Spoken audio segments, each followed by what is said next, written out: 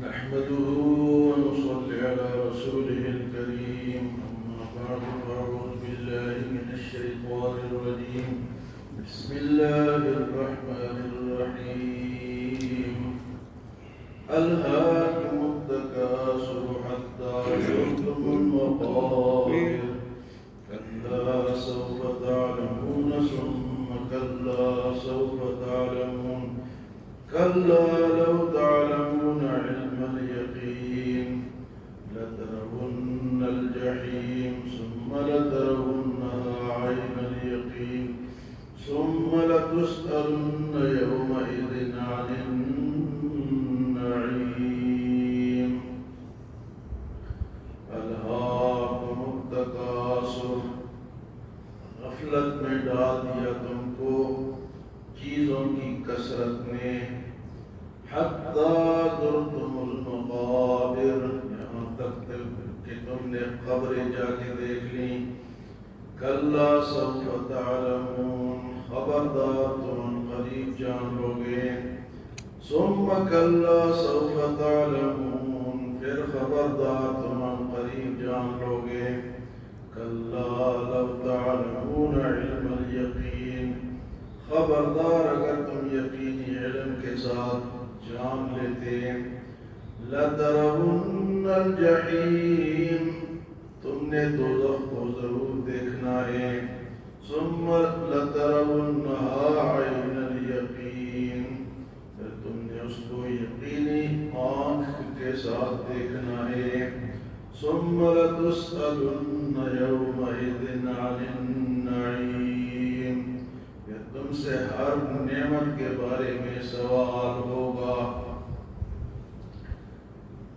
سورۃ التکاثر چھوٹی سی سورت ہے حضور صلی اللہ علیہ وسلم نے صحابہ سے فرمایا کہ تمہیں ایسی سورت نہ بتاؤں کہ اگر تم اس کو پڑھو تو روزانہ 1000 آیت کے برابر تمہیں ثواب 1000 آیت کے برابر تمہیں ثواب ملے صحابہ نے عرض کی اللہ کے رسول ضرور بتائیں تو آپ صلی اللہ علیہ وسلم نے فرمایا کہ سورۃ التکاثر پڑھا کر اتنی اس کی فضیلت ہے کہ جس نے ایک مرتبہ اس کو پڑھا وہ ہے کہ 1000 آیات کی اس نے تلاوت کی تو فرمایا کہ غفلت میں پڑے ہو یہ بھی ملے وہ بھی ملے وہ بھی ملے کثرت چیزوں کا انبار آ جائے ہر ایک چیز ملے تکاثر اور اس نے غفلت میں ڈال دیا الہاکم التکاثر کپڑے اتنے ہوں مکانات اتنے ہوں مالی گاڑیاں اتنے ہوں موٹر سائیکل اتنے ہوں گھر اتنے ہوں اور پھر اپنے زندگی گزار کے پھر بچوں کے لیے اتنی چیزیں پھر ان کی بھی فکر ہے اور اس سے بڑھ کر پوتوں کی بھی فکر ہوتی ہے کہ ان کو بھی ملے ان کو بھی بنا دیا لیکن سیر ہونا نہیں یہاں تک کہ قبر میں پہنچا حتی زرتم المقابر کرتے کرتے کہتے کیا جی فوت ہو گیا وہ بیچارہ کس چکر میں لگا ہوا تھا اور خالی ہاتھ وہ قبر تک پہنچ گیا تو کثرت کے پیچھے ہر بندہ لگا ہوا ہر بندہ کثرت سے چیزیں ملے اور اس کی وجہ سے نہ نماز کی فکر ہے نہ نیکی کی فکر ہے نہ روزے کی فکر ہے نہ جہاد کی فکر ہے نہ کسی کے ساتھ تعاون کی فکر ہے بس لگا ہے پوچھو جی مسجد میں نہیں نظر آتے ہو بھائی قاری صاحب بہت مصروف بہت کام ہے 3 نوکریاں کرتے ہیں اور پھر بھی سیر نہیں الہاکم التکاثر غفلت میں ڈال دیا تم کو چیزوں کی کثرت نے ہر چیز ملے ہر چیز ملے لیکن اس کے باوجود جب جاتے ہیں تو کیا ہوتا ہے؟ خالی بغیر کپڑوں کے آئے تھے، بغیر کپڑوں کے جائیں گے، کچھ بھی نہیں ہوگا۔ فرمایا 3 چیزیں ہوتی ہیں جو انسان کے ساتھ قبر تک جاتی ہیں، ایک مال اور اولاد اور عمل، 3 چیزیں قبر تک جاتی ہیں، 2 واپس ہو جاتی ہیں اور ایک انسان کے ساتھ جاتا ہے۔ حاجی کسی کو کہو نا کہ قبر والے کے ساتھ ایک رات گزارو، گزارتا ہے کوئی؟ وہ ایک آدمی تھا، اس نے کہا کہ جو شخص میرے ساتھ قبر میں 2 دن گزارے گا، میں اپنی ساری دولت اسے لکھ کے دے دوں، لیکن 2 دن میرے ساتھ گزارے۔ وہ ایک غریب آدمی کا موچی تھا، 8 آنے دن کا کماتا تھا، اس نے سوچے یار یہ فری میں ہے، 2 دن تو گزارنے، اتنا مال ملے گا، کروڑوں اربوں کا مال ہے، سب لکھ کے دینے کے لیے تیار ہے۔ تو وہ جب فوت ہوا تو جو بھی ساتھ اس کو بھی ساتھ قبر میں رکھ دیا۔ تو ہوا کیا کہ ہوا کے لیے پائپ شائپ میں لگے، سب کچھ کیا، تو 2 دن جب اس نے گزارے، واپس آیا، نکالا اس کو، 2 دن کے بعد اس کو نکالنا تھا، 2 دن تو اس نے گزار دیا۔ تو وہ کہتے ہیں جی مجھے چھوڑو، مجھے جانے دو، میں نے کچھ نہیں لینا، ایک آنا بھی میں نے نہیں لینا، مجھے چھوڑو، مجھے جانے دو۔ لیکن یہ ہوا کیا ہے؟ تو کہا جی کہ میں دن کے 8 آنے کماتا تھا، پہلے میں اس کا حساب نہیں دے سکا تو اتنے اربوں کا حساب چلا دیا،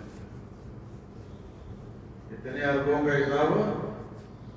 تو حلال مال جائز ہے، کمانا بھی چاہیے، پھر اس کے کمانے کے بھی طریقے ہیں اور خرچ کرنے کی بھی طریقے ہیں، کہاں سے کمایا، کس طرح کمایا اور کس طرح خرچ کیا۔ اگر آپ کے پاس مال ہے، اپنے فضول خرچی کی، اپنے ڈانسوں پہ اڑایا، اپنے کرکٹ پہ اڑایا، اپنے فلاں پہ اڑایا، فضول پہ اڑایا، تو اس کا بھی اڑانا بھی نہیں۔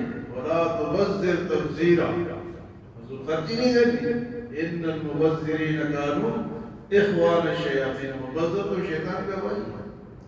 یہ شادیوں میں کیا ہوتا ہے، نوٹ گٹیاں ہو گیا، کچھ لوگ خسروں پہ اڑاتے ہیں، کچھ لوگ ڈانس کرنے والوں پہ اڑاتے ہیں۔ ایک آدمی تھا، مضمون تو ہمارا اور ہے لیکن درمیان میں کچھ واقعات ہیں۔ سعودی عرب سے بھائی کے شادی پہ آیا اور اس کے کفیل نے بڑے پیسے سے اس کو دی کہ اچھی طرح شادی کر کے اور جناب کھلا خرچ کرو پھر آ جاؤ۔ اس نے جناب یہاں آیا، شادی کی بھائی نے، اور خوب جناب پیسے اڑائے اور اس کے ویڈیو بھی بنے، اور ویڈیو بنا کے جب واپس کیا تو شیخ صاحب نے کہا جی شادی کی کوئی تصویر شصویر، کہا جی ویڈیو ہے ہمارے پاس۔ اس نے جب دیکھا نا کہ پیسوں کو اڑا رہا ہے، یہاں کس طرح کماتا ہے، وہاں کس طرح یہ اڑا رہا ہے، اور اس نے بھی کتنے پیسے اس کو فالتو دیے کھلے طرح شادی۔ تو وہ کوئی اللہ والا تھا، وہ عربی تھا، اس نے کہا رزق کے ساتھ تم یہ حرکت کرتے ہو، یہ تو رزق ہے، اس طرح شادی ہوتی ہے۔ میرا نکلو یہاں سے، نوکری چوکری اور ویزا شیزا، تم تو بڑے بدتمیز لوگ، اللہ کے روزی کے ساتھ اس طرح کرتے ہو۔ اور میں الہاکم التکاثر، ہلاک کر دیا تم کو کثرت نے، مال کی کثرت نے، چیزوں کی کثرت نے تمہیں ہلاک کر دیا، برباد کر دیا، حتی زرتم المقابر، یہاں تک کہ تم نے قبریں دیکھی۔ آخری یہ بھی ہمارے محلے میں کل وہ فوت ہوئے لڑکا، ابھی اس کا چچا آیا تھا، دودھ والے تھے پرانے، یہاں سے بیل سے گزرتی تھی، جوان لڑکا، جوان ہمارے سامنے وہ پیدا ہوا اور آج اس کا جنازہ ہے۔ دودھ والا ہے. کئی دفعہ میں اس کو کہتا تھا کہ بیٹا مسجد میں نہ آؤ، لیکن ایک دن بھی نہیں آئے. آج فوت ہو گیا، آگے جا رہا ہے، سوال و جواب ہوگا نہیں ہوگا. بھینسیں رکھی تھی، پیسے تھے، سب کچھ تھا. الہاکم التکاثر، ہلاک کر دیا تم کو کثرت میں، چیزوں کی عجیزیات میں. حتی زرتم المقابر، یہاں تک کہ تم نے قبریں جا کے دیکھی. کلا سوف تعلمون، خبردار تم جانو گے، ہم قریب جانو گے. ثم کلا، پھر ہم قریب تم جاؤ گے، جانو گے. کلا لو تعلمون علم الیقین، کاش کہ اگر تم یقینی علم رکھتا، یقین ہوتا تمہیں اللہ کی باتوں میں، تمہیں یقین ہوتا تو پھر اس طرح نہ کرتے. فرمایا لترون الجحیم، تم نے جہنم کو دیکھنا ہے. جہنم کو دیکھنے کا مطلب کیا کہ جو خالی ہاتھ جائے گا تو جہنم کو دیکھے. فرمایا ثم لترونها عین الیقین. ایک تو ہوتا ہے نا کہ انسان سن لیتا ہے، ایک خود دیکھتا ہے کہ میرے سامنے کیا ہو رہا ہے. تو آخرت میں پھر یقینی آنکھ سے دیکھے، پھر یقین ہوگا کہ بھائی یہ کیا ہو گیا. ثم لترونها عین الیقین ثم لتسألن یومئذ عن النعیم. اور اس دن تو تم سے ہر نعمت کے بارے میں سوال ہوگا. حضور صلی اللہ علیہ وسلم ایک باغ میں تشریف لے گئے. صحابی بڑا خوش ہوا جن کے باغ میں گئے تھے، فوراً کھجوریں خوشہ توڑ کے لائے. آپ نے آپ کے ساتھ باقی صحابہ کھایا، کھجوریں کھائی، اس کے بعد پانی پیا. پھر آپ نے فرمایا کہ یہ وہ نعمتیں ہیں جس کے بارے میں سوال ہوا. یہ وہ نعمتیں ہیں جس کے بارے میں کتنا دن کو کھاتے ہیں کہ الحمدللہ ہی نہیں پڑتے. کھایا پیا وہ پھینکا اور چلے گئے. کئی لوگ جو ہے وہ رزق کی عزت بھی نہیں کرتے. رزق اگر ایک چھوٹا سا برقع بھی نیچے گر جائے تو اس کو اٹھانا چاہیے، وہ خراب نہیں ہوگا کیونکہ نعمت ہے. ہر نعمت کا سوال ہوگا. جسم کی نعمتیں، یہ بولنا جو ہے یہ بھی نعمت ہے، دیکھنا الگ نعمت ہے، ہاتھ الگ نعمت ہے، مال الگ نعمت ہے، اولاد الگ نعمت ہے. سب کے بارے میں سوال ہوگا. ثم لتسألن یومئذ عن النعیم. فرمایا کہ سوال ہوگا کہ تو نے عمر کہاں گزاری، تو نے جوانی کہاں گزاری، اور تو نے مال کہاں سے کمایا اور کہاں خرچ کیا. سوالات ہوں گے قیامت کے دن. ثم لتسألن یومئذ. ہر ایک نعمت، چھوٹی چھوٹی نعمتوں کو یاد کر رکھنا چاہیے اور اس پہ اللہ کا شکر ادا کرنا چاہیے. ہر ایک نعمت میں کہ دو نعمتیں ایسی ہیں کہ جن کے بارے میں بہت لوگ غفلت میں پڑے. مغبون، وہ دو نعمتیں کیا ہیں؟ ایک الصحہ، دوسرا الفراغ. ایک تو صحت ہے، آپ پوری نماز پڑھ سکتے ہیں، پورے بیٹھ سکتے ہیں، پورے اٹھ سکتے ہیں، جوانی ہے، لیکن فائدہ نہیں اٹھا رہے. اور دوسری نعمت کہ صحت ہے، ٹھیک ہے آپ، اور دوسرا فارغ ہے، آپ کے پاس کوئی کام نہیں. اللہ پڑھا، اللہ نمازیں پوری پڑھو، جماعت کے ساتھ پڑھو، شریعت پہ چلو. ہمیں کہ یہ دو نعمتیں، ایک صحت اور ایک فارغ. ہوتے ہیں نا بعض لوگ کام نہیں ہوتا، ان کو اللہ نے ان کی روزی لگائی ہوتی ہے، روزی آ رہی ہے، وہ کھا رہے ہیں بیٹھے میں آرام سے، تو نماز بھی نہیں پڑھ رہے. فارغ ہیں، نعمت بھی ہے، لیکن فرمایا کہ وہ کیا کرتے ہیں؟ وہ نیکی اپنے لیے جمع نہیں کرتے. ثم لتسألن یومئذ عن النعیم. پھر تم سے اس دن نعمتوں کے بارے میں سوال ہوگا بے شمار وَإِن تَعُدُّوا نِعْمَتَ اللَّهِ لَا تُحْصُوهَا إِنَّ الْإِنسَانَ لَظَلُومٌ كَفَّارٌ۔ اللہ کی نعمتوں کو اگر گننا چاہو تو نہیں گن سکتے، لیکن انسان ظالم ہے اور ناشکر ہے۔ إِنَّ الْإِنسَانَ لَظَلُومٌ كَفَّارٌ۔